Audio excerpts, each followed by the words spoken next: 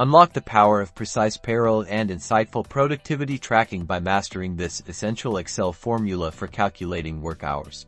Let's dive right into calculating those essential work hours. We'll start by setting up our spreadsheet. Imagine you have columns for employee name, start time, and end time. First, your start time and end time columns need to be formatted correctly. Select these columns, right-click, and choose Format Cells. Make sure time is selected from the Number tab. You can choose a format like 130 p.m.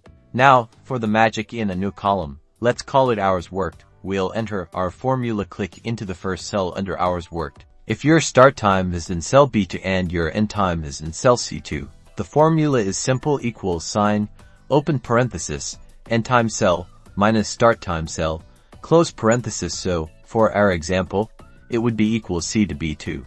Sometimes, work hours span across midnight. To handle this, we add 1 to our formula. So, if the end time is earlier than the start time, Excel knows to add a full day. The formula becomes equals sign, open parenthesis, end time cell, minus start time cell, plus 1, close parenthesis. Now, for the crucial step, formatting the Hours Worked column. Select the Hours Worked column, right-click, select Format Cells, and this time, choose Custom from the Number tab. In the Type field, you'll enter HMM.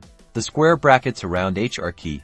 They tell Excel to display total hours, even if they exceed 24. Once that's done, you can drag the fill handle down to apply the formula and formatting to all your rows. And there you have it. Your work hours are accurately calculated, ready for payroll, productivity analysis, or any HR needs. Mastering this formula is a game changer for efficient business management.